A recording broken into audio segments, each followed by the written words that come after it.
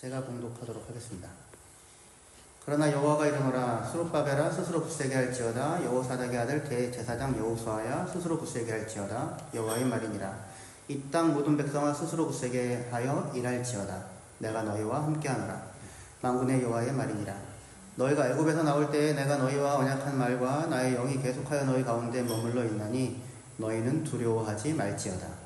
만군의 여호와가 이같이 말하노라. 조금 있으면 내가 하늘과 땅과 바다와 육지를 진동시킬 것이요 또한 모든 나라를 진동시킬 것이며 모든 나라의 보배가 이르리니 내가 이 성전의 영광이 충만하게 하리라. 만군의 여호와의 말이니라. 은도 내 것이요 금도 내 것이니라. 만군의 여호와의 말이니라. 이 성전의 나중 영광이 이전 영광보다 크리라. 만군의 여호와의 말이니라. 내가 이곳에 평강을 주리라. 만군의 여호와의 말이니라. 아멘. 2025년 마지막 주일을 맞아서 오늘을 살기 위해 필요한 것, 이후의 영광이라고 하는 제목으로 함께 말씀을 나누고자 합니다. 어떤 미래를 꿈꾸는가에 따라서 어떤 미래를 소망하는가, 어떤 미래를 꿈꾸는가에 따라서 삶의 우선순위가 달라지게 되고요. 어떤 미래를 꿈꾸는가에 따라서 내게 있어서 중요한 것과 중요하지 않은 것에 대한 판단의 기준이 달라지고요. 그리고 오늘에 대한, 오늘 현재에 대한 우리의 이해나 평가도 우리가 어떤 미래를 꿈꾸느냐에 따라서 달라지게 될 것입니다. 그래서 우리는 오늘 학계 말씀을 통해서 미래의 영광에 대해서 들려주시는 하나님의 말씀을 들으려고 합니다. 그리고 그 말씀을 통해 우리가 어떻게 우리의 오늘을 살아가야 하는지, 그리고 어떻게 우리의 오늘을 새롭게 할 수 있는지를 함께 살펴보았으면 좋겠습니다. 학계 말씀 제가 지금 세 번째인데요. 이 기원전 520년입니다. 기원전 520년. 성전 건축을 재개한 귀한 공동체는 현재 자신들이 짓고 있는 성전의 초라한 현재를 보면서 낙심하고 있었습니다. 과거 솔로몬 성전의 영광에 대한 기억이 오히려 그들을 실망시켰고, 그리고 불투명한 미래가 그들에게 의욕을 빼앗아 갔습니다. 과거의 영광을 기억하던 이들은 오늘 지금 짓고 있는 성전 그 시도를, 오늘의 시도를 초라한 것으로 여겨 낙심하였고, 성공의 경험이 없었던 젊은 세대들은 자신들의 기대를 실현할 수 있는 힘을 이 과거 세대를 통하여서 공급받을 수 없는 상황 가운데 놓여 있었습니다. 바로 그때 하나님은 학계 선지자를 통하여서 귀한 공동체에게 너희는 스스로 굳세게 할지어다, 너희는 스스로 굳세게 할지어다, 너희는 스스로 굳세게 할지어다 라고 세 번씩이나, 영어로는 be strong, be strong, be strong 세 번씩이나 강하고 담대하여라 그렇게 들려준 이후에 다시 한번 너희는 두려워하지 말아라 라고 그렇게 그들에게 격려하는 말씀을 연속하여 들려주게 됩니다. 하나님께서 이렇게 지금 현재 자신들이 하고 있는 그 초라한 성전, 그 자체는 초라하지 않아요. 솔로몬 성전을 갖다 놓으니까 초라한 거예요.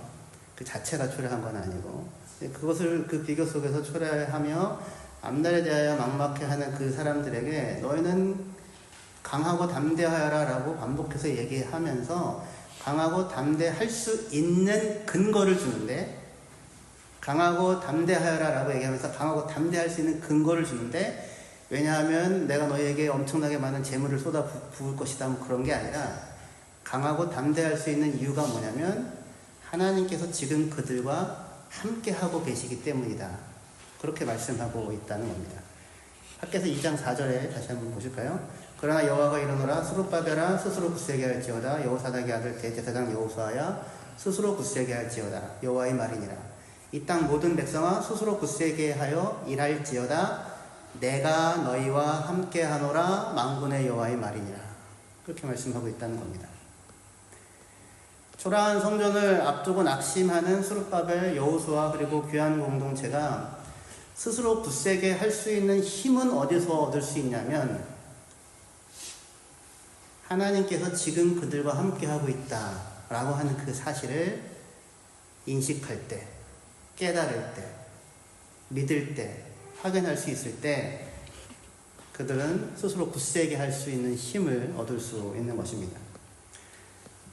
근데 문제는 그들이 지금 하나님께서 자신들과 함께하고 있다라고 하는 그 사실을 믿기가 쉽지가 않은 거예요. 그게 실감이 안 나는 겁니다. 어떻게 2025년 이제 마지막 주일이잖아요. 하나님께서 지난 한 해 동안 여러분과 늘 함께 하셨다고 생각하시며 1년을 하셨습니까? 돌아보면 그런 날들이 있죠. 그런 순간들이. 근데 늘 하나님이 나와 함께 하신다라고 하는 그 사실로 인하여 마음이 충만하게 채워져요. 이렇게 강하고 담대하게 한 해를 살았나요? 꼭 그렇지만은 않죠. 그죠? 지금 이스라엘 백성들에게 하나님이 스스로 굳세게 할지어다 강하고 담대하라. 왜냐하면 내가 너희와 함께하고 있기 때문이다. 그렇게 강하게 말씀을 하시는데, 그런데 사실 지금 현재 이 이스라엘 귀한 공동체는 정말 하나님이 우리와 함께하고 있는가라고 하는 그 말을 들어도 그 말이 실감이 잘 안 나는 그런 상황 가운데 있는 거예요. 이게 문제이죠. 왜 그러냐면 지금 이제 지어지고 있는 성전의 규모, 크기, 재료가 솔로몬 성전과 비교할 때 초라했을 뿐 아니라 모인 사람들의 숫자가 일단 적어요. 규모가. 그리고 그 성가대도 조직되어 있을 텐데 성가대의 규모도 이전에 비하여 보잘것없게 느껴지는 상황인 거죠. 솔로몬의 성전은 그 성전의 규모뿐 아니라 제사로 드려지는 제물의 숫자가 어마어마했고 섬기는 제사장들과 레위인들이 어마어마했고 엄청난 규모의 성가대 오케스트라가 예배 자리에 들어오면 이렇게 찬양을 하면서 그 자리에 있는 것만으로도 하나님이 함께 하시는 것 같다라고 하는 느낌이 들 수 있는. 더군다나 솔로몬 성전에는 언약궤가 있잖아요. 언약궤가 성소에 놓여지게 될 때 그 성소에 하나님의 영광의 구름이 가득 채우는 그런 장면이 연출되었었고 성전 복원 때. 그래야 해서 누가 봐도 하나님께서 그곳에 계신다라고 하는 생각을 할 수 있는 조건들을 솔로몬 성전은 가지고 있었다라고 생각할 수 있었을 거예요. 그런데 그에 비해서 지금 귀한 공동체는 자신들 가운데 하나님께서 거하신다라고 하는 그 생각, 그 말을 들어도 그게 실감나게 느껴지기 어려운 현실적인 조건 속에서 살고 있었다라는 겁니다. 바벨로니아 탈무드에 보면 이런 이제 비교를 하는데 귀한 공동체가 짓는 성전, 그걸 이제 제2성전이라고 보통 부르거든요. 그 제2성전과 제1성전, 그러니까 솔로몬 성전과 비교하여서 제2성전에 없었던 것, 이런 것이 없었다라고 하는 목록들을 나열하는데 지금 이 귀한 공동체가 짓는 성전에는 뭐가 없냐면 언약궤가 없어요. 언약궤가 사라졌습니다. 어디 있는지 몰라요. 그래서 인디아나 존스 같은 영화가 만들어지는 거예요. 어디에 있는지 알 수가 없으니까. 언약궤가 없어요. 그러니까 지성소에 언약궤가 없는 채로 있는 상황인 겁니다. 그리고 언약궤가 없으니까 그 위에 있는 속죄서와 속죄서를 덮고 있는 그룹도 없는 거예요. 그리고 하나님의 임재를 나타내는 영광의 구름이 성전을 제사하거나 봉헌할 때 거기 임했다고 하는 그런 기록도 없어요. 그리고 솔로몬 성전 때는 이제 봉헌하며 제사를 드릴 때 하늘에서 불이 내려왔거든요. 그러니까 그 이후에 있는 모든 제사는 하늘에서부터 내려온 불을 가지고 계속해서 제사를 드리는 것이게 되죠. 불씨를 꺼뜨리지 않는다면. 근데 지금 이 제2성전에는 그런 이야기도 없어요. 그러니까 비록 성전의 규모가 크거나 화려하지 않더라도 모여든 사람들이 많다든지 아니면 하늘에서 초라하게 모여든 사람이 적더라도 예배하고 있는데 하늘에서 막 불이 내려가서 재물을 불살른다든지 아니면은 그런 것 없어도 언약궤가 떡하니 눈앞에 딱 보여가지고 와, 저기 하나님의 보좌, 하나님의 임재에 상징하는 언약궤가 저기 있구나 라고 하는 그런 하나님의 임재에 대한 가시적인 증거가 있다면 비록 우리가 짓는 성전이 초라하지만 하나님이 우리와 함께하고 있구나 라고 하는 그런 사실을 인식할 수가 있었을 터인데 지금 그들에게는 그런 가시적인 증거가 없는 거예요. 그러니까 그들은 두렵고 불안하고 낙심하고 하나님이 함께 하신다라고 하는 이야기를 해도 잘 실감나기 어려운 상황 속에 있는 거죠. 그런데 하나님은 학계 선지자를 통하여 그러한 그들에게 분명하게 말씀을 하시는 것입니다. 수룹바벨아 스스로 굳세게 하여라. 여호수아야 스스로 굳세게 하여라. 이 땅 모든 백성아 스스로 굳세게 하여라. 너희는 힘써 일할지어다. 왜냐하면 하나님께서 내가 너희와 지금 함께하고 있기 때문이다. 그렇게 분명하게 말씀을 해주십니다. 포로 후기 공동체에 들려주시는 하나님의 임마누엘의 약속이라고 할 수 있는 거죠.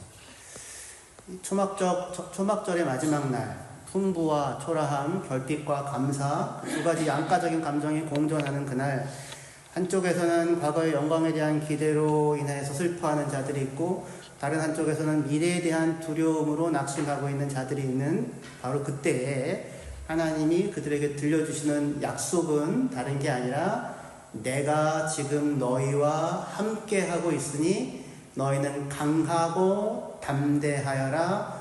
두려워하지 말아라 라고 말씀을 하시는 것입니다. 이거 하나님 항상 들려주시는 말씀이에요. 여호수아 1장의 여호수아에게도 똑같은 말씀을 주세요. 예, 스스로 굳세게 할지어다 라고 번역했지만 히브리어로는 하자크거든요. 하자크. 똑같은 말을 여호수아에게 반복해서 하세요. 강하고 담대하여라. 두려워하지 말아라. 내가 너와 함께한다. 내가 너와 함께한다. 어떻게 여러분들은 하나님께서 우리와 함께하고 있다는 사실을 인식하십니까? 그것을 믿는지요? 그것이 확실한 여러분의 인생의 사실로 늘 확인되고 있는지요?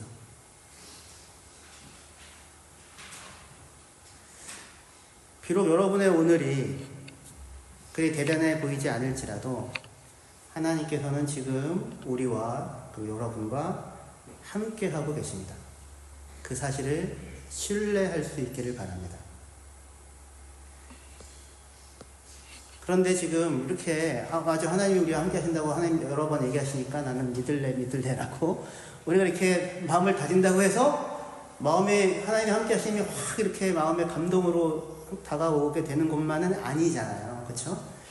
그래서 하나님은 지금 그들에게 내가 너희와 함께 하고 있으니 너희는 그것을 믿고 두려워하지 말아라 라고만 말씀하시는 것이 아니라 그들의 오늘을, 그런 마음을 갖기 어렵게 느껴지는 그들의 오늘을 그들이 기억해야 하는 과거와 그들의 오늘을 잊게 한 과거와 그리고 그들이 내다봐야 할, 소망해야 할 미래 사이에다가 오늘을 놓고는 지금 너희들이 어디에 어느 자리에 서 있는지, 그리고 왜 하나님이 우리와 함께 한다고 하는 이 사실이 정말로 믿을 만한지, 그리고 이 사실을 믿고 무엇을 꿈꾸고 소망하며 나아가야 하는지를 과거와 미래에 대한 이야기들로 들려주시게 됩니다.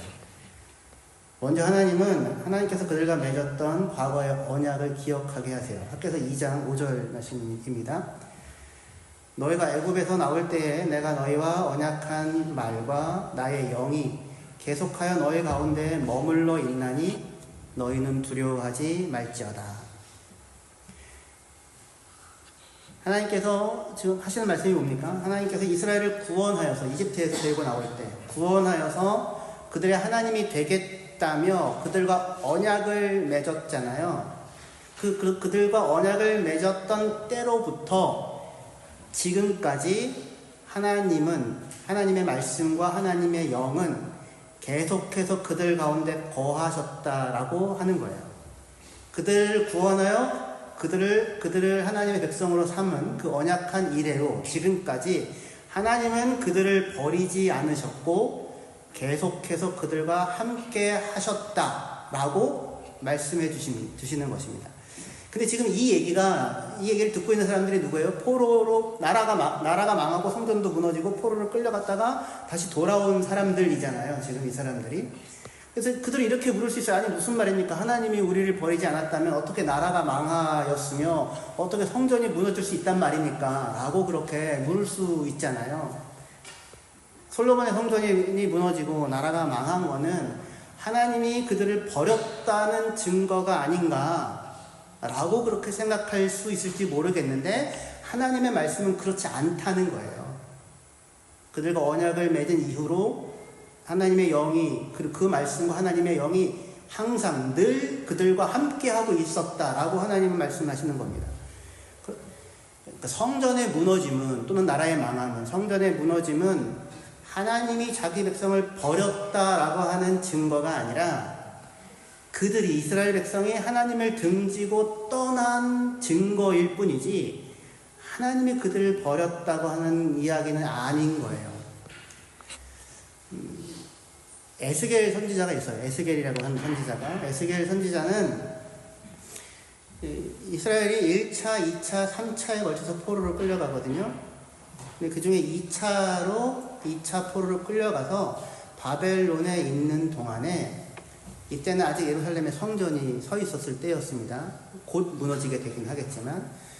그래서 에스겔 선지자가 바벨론에 포로로 끌려가 있는 동안에 환상을 보게 되는데, 어떤 환상을 보게 되냐면 하나님의 영광이 예루살렘 성전을 떠나가는 환상을 보게 돼요. 하나님의 영광의 구름 같은 거라고 할 수 있겠죠. 영광이 예루살렘 성전에서 떠오릅니다.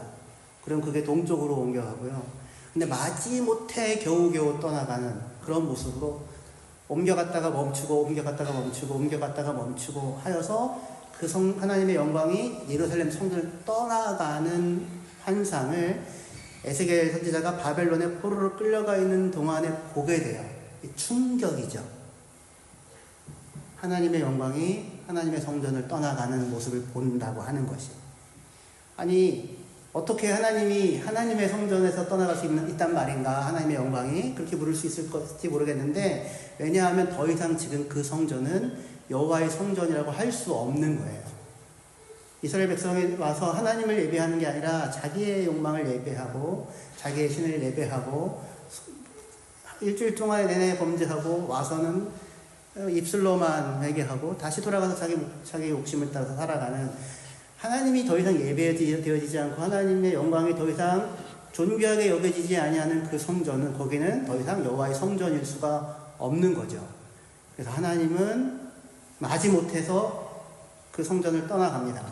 하나님의 영광이 그 성전을, 그 충격적인 이야기죠. 이스라엘 백성이, 또는 에스겔이, 바벨론 포로로 끌려가 있는 에스겔 입장에서 볼 때는 하나님이 우리를 버렸구나라고 생각할 수도 있는 충격적인 모습이잖아요. 그런데 놀라운 건 뭐냐면, 에스겔 1장 1절에 보시면 30째 해 넷째 달 초닷새에 내가 그발 강가 사로잡힌 자 중에 있을 때에 하늘이 열리며 하나님의 모습이 내게 보이니 여호와긴 왕이 사로잡힌 지 5년 그 달 초닷새라. 갈대아 땅 그발 강가에서 여호와의 말씀이 부시의 아들 제사장 나 에스겔에게 특별히 임하고 여호와의 권능이 내 위에 있느니라. 이렇게 말씀하고 있어요. 무슨 얘기입니까? 에스겔이 포로로 끌려가서 바벨론의 그발 강가에 머물고 있는데 하늘이 열리고 하나님의 영광이 나타나는 모습을 에스겔 1장에서 에스겔이 보게 돼요. 하나님의 영광이 예루살렘에 있는 성전을 떠나가는 모습을 본 에스겔에게 충격이었을 텐데, 그렇다면 하나님은 우리를 버렸는가? 하나님은 자기 백성을 포기했는가? 하나님은 자기 백성을 외면했는가? 이제는 그렇게 생각할 수 있는 상황을 봤었는데, 그게 아니라 놀랍게도 에스겔이 포로가 돼서 끌려가 있는 그 바벨론의 그발 강가에서 하늘이 열리고 거기에 누가 계시는 게 보여요? 하나님의 영광이 거기에 있는 게 보이는 거예요. 그러니까 하나님은 지금 어디에 계십니까? 포로로 끌려가 있는 자기 백성들 가운데 계시는 거예요. 하나님은 자기 백성을 떠나신 적이 없어요.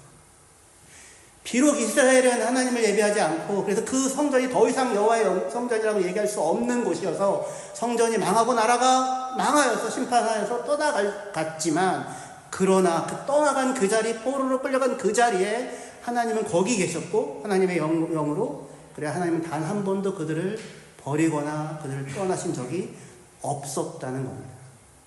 그게 학계가 얘기하는 거예요. 에집트에서 나와서 너희와 언약한 이래로 나의 언약의 말과 나의 영이 너희와 항상 함께 있었느니라. 그렇기 때문에 포로로 끌려간 그 자리에 하나님의 영광이 거기에 머물렀었기 때문에 하나님은 다시 그들을 되돌이키셨고, 그래요. 오늘 학계의 말씀을 듣는 이 귀한 공동체는 다 돌아와서 성전을 짓고 있는 것입니다. 하나님께서 말씀하세요. 내가 너희와 함께하고 있다. 한 번도 너희를 버린 적이 없다. 한 번도 너희를 떠난 적이 없다. 너희가 범죄하여서 나라가 망할 수밖에 없는 그런 상황에서 포로로 끌려가 있는 그 자리에 내가 너희와 함께 하였다. 십자가의 예수 그리스도 같은 거죠. 우리가 죽을 수밖에 없는 범죄, 우리의 죄와 사망으로 인하여 죽을 수밖에 없는 그 자리에 예수께서 거기 계시죠. 포로로 끌려가 있는 그 자리에, 죽을 수밖에 없는 그 자리에 예수께서 계시죠. 거기서 우리를 건져내셔서 하나님의 백성으로 삼으셨다고 하는 것이 지난 과거가 보여주는 오늘 하나님께서 우리 가운데 거하신다라고 하는 그 사실을 확신할 수 있게 만드는 우리에 대한 이야기. 이것이 하나님께서 들려주시는 과거에 대한 이야기입니다. 근데 과거에 대한 이야기가 전부가 아니죠. 하나님은 앞으로 과거에 그렇게 하셨고 지금 함께하고 계시는데, 지금 성전을 짓고 있는 그들을 향하여서 하나님은 그러면 무엇을 할 것인가에 대한 미래에 대한 이야기들을 들려주시게 됩니다. 그게 학계 2장 6절에서 9절 말씀입니다. 만군의 여호와가 이같이 말하노라. 조금 있으면 내가 다시 하늘과 땅과 바다와 육지를 진동시킬 것이요 또한 모든 나라를 진동시킬 것이며 모든 나라의 보배가 이르리니 내가 이 성전의 영광이 충만하게 하리라. 만군의 여호와의 말이니라. 은도 내 것이요 금도 내 것이니라. 만군의 여호와의 말이니라. 이 성전의 낮은 영광이 이전 영광보다 크리라. 만군의 여호와의 말이니라. 내가 이곳에 평강을 주리라. 만군의 여호와의 말이니라. 아멘. 조금 있으면 하나님께서 다시 한번 하늘과 땅과 바다와 육지를 진동시킬 것이라고 합니다. 출애굽 때 시내산에서 진동시켰던 것처럼 온 우주를 진동시킬 것입니다. 그리고 모든 나라를 진동시킬 것이라고 말씀하세요. 하나님께서 어마어마한 일을 행하실 것인데, 그것은 다만 이스라엘 백성만을 상대로 한 것이 아니라 모든 나라와 온 세상을 상대로 행하실 일이라고 그렇게 이야기합니다. 그리고 그때에 하나님은 당신의 성전을 영광으로 7절에 따르면 가득 채우실 것입니다. 그리고 그 영광은 이전의 어떠한 영광과도 비교할 수 없는 큰 영광이 될 것이라고 그렇게 말씀하세요. 은도 내 것이고 금도 내 것이라고 하나님 막 은과 금을 막 부어주겠다고 하는 이야기냐. 실제로 이 페르시아 제국의 공식적인 승인이 이후에 떨어지게 돼서 그 제국의 돈으로 그 성전을 짓게 됩니다. 그러니까 은도 오고 금도 오긴 왔을 거예요. 하지만 지금 여기 그렇게 한다고 해서 지어지는 성전이 솔로몬의 성전만큼 영광스럽다고 해도 그게 영광이라고 할 수 없을 것인데, 그러니까 지금 여기서 결국 궁극적으로 하나님이 하려고 하는 그 성전의 영광은 다른 것이 아니라 성전 대신 예수 그리스도께서 이루실 온전한 구원의 영광에 대한 소망을 지금 이야기하고 있는 것입니다. 사실은 이 말씀은, 이 말씀의 성취는, 학계의 이 말씀의 성취는 학계가 예언한 지 뒤 500년이나 더 지난 뒤에야 온전하게 이루어질 말씀이긴 해요. 하지만 하나님은 지금 초라해 보이는 성전을 짓고 있는 그들을 향하여서, 그 귀한 공동체를 향하여서 내가 이 성전을 영광으로 가득 채울 것이니 그러니 너희는 이 영광의 미래를 바라보고 오늘 일해라. 그렇게 얘기하고 있습니다. 그들의 현실은 초라합니다. 하지만 그들이 짓는 성전은 결국에 영광으로 가득할 거예요. 그리고 그것도 이전의 영광과는 비교도 할 수 없는 더욱 큰 영광으로 빛나게 될 것입니다. 그러니까 굳세게 하여서 일하여라. 그렇게 말씀하고 있습니다. 지금 짓고 있는 성전을 끝까지 지어라. 그렇게 얘기를 하고 계십니다. 이 성전이, 지금 그들이 짓고 있는 이 성전이 영원한 하나님의 영광에 거하는 마지막 성전이기 때문인가? 그렇지 않고요. 아이러니하게도 그들이 짓고 있는 이 성전은 예수님 시대에 와서 결국 무너지게 될 거예요. 먼 훗날이지만 이 성전은 결국 무너지기 위하여 지어지고 있는 중입니다. 하지만 이 성전의 무너짐을 통하여 참된 성전 대신 예수님의 영광은, 그것이 무엇인지는 더욱 온전하게 드러나게 될 거예요. 우리가 짓고 우리가 만들고 우리가 세우는 것이 그것이 영원한 것이 아닙니다. 그것은 얼마든지 무너지고 사라질 수 있는 것일 거예요. 하지만 우리에게는 사라지지 아니하는 영원한 영광이 있고 무너지지 않는 영원한 나라가 있습니다. 바로 우리를 구원하시고 지금도 우리와 함께 하시는 예수 그리스도와 그의 나라, 그 나라의 영광이죠. 예수 그리스도, 그분이 우리의 영광이고 우리의 영광의 소망이라고 할 수 있을 거예요. 그분의 영광을, 예수 그리스도 안에 나타난 하나님의 영광을 알아보고 그 영광을 드러내는 그의 사람으로 살아가는 것, 이것이 오늘을 살아가는 우리가 붙잡아야 할 우리의 삶의 미래의 영광이며 우리의 삶의 표대라고 할 수 있을 것입니다. 우리의 오늘이 어떻게 이후의 영광으로 이어지게 될지 우리는 다 알 수가 없습니다. 하지만 분명한 것은 하나님께서 오늘 우리와 함께 하고 있다는 사실입니다. 왜냐하면 십자가에서 우리를 만나주신, 십자가에서 우리를 구원하신 그 하나님이 우리의 하나님이시기 때문입니다. 이것이 우리의 현재를 구성하고 있는 우리의 과거입니다. 그렇다면 우리가 바라봐야 할 우리의 미래의 영광은 무엇이겠습니까? 그것은 우리가 그래서 예수 안에서 발견한 그 영광을 향하여서 하나님께서 그 영광으로 우리를 가득 채우실 것을 소망하며 우리의 삶의 길을 걸어가는 것입니다. 우리의 과거와 우리의 미래, 이 두 가지를 우리는 오늘 살아가면서 잊지 말아야 할 거예요. 우리를 구원하신 하나님께서 지금도 우리와 함께하고 계신다라고 하는 것이 우리가 붙잡아야 할 모습일 것입니다. 동시에 우리는 우리를 사랑하여 우리를 위하여 자기 자신을 내어주신 그 예수 그리스도의 영광을 소망하며 우리도 그 영광에 참여하는 자로 살아가는 것, 그것을 우리의 미래에 대한 삶의 방향으로 삼고 살아가야 할 것입니다. 크고 대단해야만 하는 것이 아니고 작고 초라해도 괜찮을 것입니다.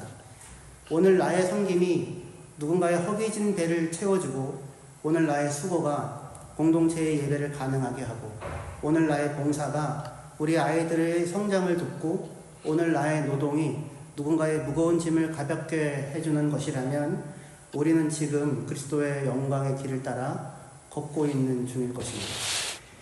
빌립보서 1장 20절에서 21절 말씀 다 같이 읽고 오늘 말씀 마무리하도록 하겠습니다.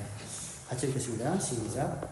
나의 간절한 기대와 소망을 따라 아무 일에든지 부끄러워하지 아니하고 지금도 전과 같이 온전히 담대하여 살든지 죽든지 내 몸에서 그리스도가 존귀하게 되게 하려 하나니 이는 내게 사는 것이 그리스도니 죽는 것도 유익함이라. 바울의 영광의 소망입니다. 바울이 바라보고 있는 나의 간절한 기대와 소망이 있는데 지금도 전과 같이 온전히 담대하여, 강하고 담대하라는 말씀처럼 온전히 담대하여서 내 몸에서 그리스도가 존귀하게 되는 것, 그것이 바울이 달려갈 길이고 바울의 표대이며 바울이 생각하는 영광의 미래입니다. 삶을 통하여서도 죽음을 통하여서도 그리스도가 존귀하게 되기를 바란다가 바울의 소망이에요. 그게 미래입니다. 그가 꿈꾸는 미래예요. 바울은 지금 빌립보서를 쓸 때 감옥에 있습니다. 감옥에 갇혀 있는데 어떤 이들은 바울이 감옥에 갇혀 있다는 얘기를 듣고는 바울 맨날 잘난 척하더니 감옥에 갇혔네, 아이고 얻고 싶다, 이런 마음으로 밖에 나가가지고 열심히 복음을 전해요. 우리가 진짜야, 막 이런 걸 드러내고 싶은 거죠. 이들의 영광은 뭡니까? 내가 이름을 얻고 내가 유명해지고 내가 성공하는 거죠. 그거는 아무 가치가 없는 거죠. 어떤 사람은 바울이 감옥에 갇혀 있는 것을 보고 사랑하는 마음으로, 비록 감옥에 바울이 갇혀 있지만 우리가 바울을 위하여, 바울을 대신하여 예수 그리스도의 복음을 더욱 열심히 전하자라고 하는 사람들이 있었어요. 사랑의 마음으로 하고 있어요. 바울은 그런데 그 감옥에 있으면서 이렇게 하나 저렇게 하나 전파되고 드러나는 것은 그리스도니 내가 기뻐하고 또 기뻐한다라고 이야기를 합니다.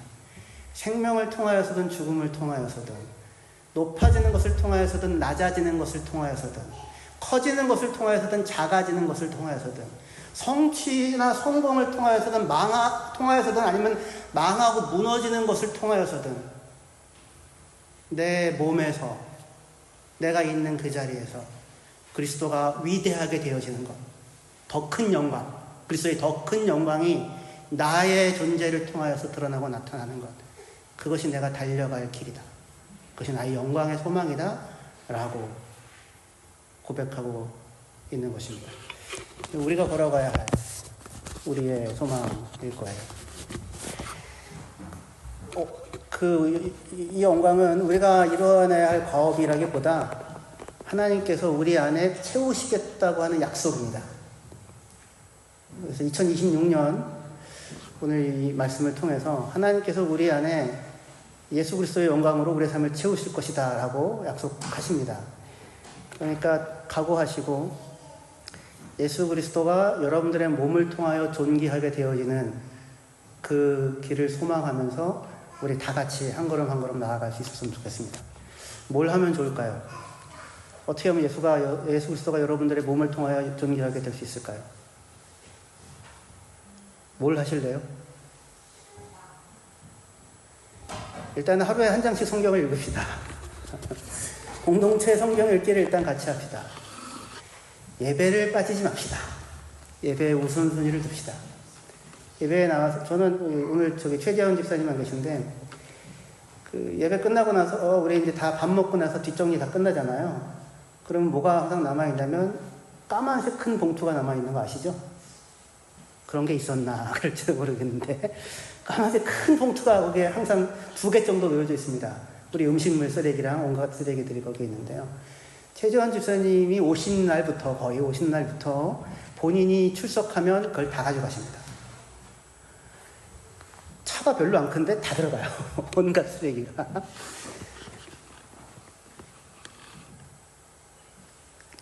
귀한 일이죠. 제2성전 짓는 공동체를 향해 하나님이 하는 얘기가 다른 얘기가 아니에요. 너희는 올라가서 나무를 해가자 성전을 건축하라고 하는 이야기입니다. 여러분들이 와서 예배하는 이 섬김, 찬양팀으로 봉사하는 섬김, 교사로 하여 봉사하는 섬김, 식사를 준비하는 그 섬김, 예배 테이블 맞추고 청소하고 뒷정리하는 그 섬김, 그 하나하나가 우리를 성전되게 하고 우리를 예배하게 하며 그리고 우리 아이들이 성장하고 자라게 하고 램사인 한인교회가 교회로서 기능하게 하고 작용하게 하는 귀한 하나하나의 섬김이 될 것입니다. 그 영광스러운 섬김이에요. 그게 영광스러운 겁니다.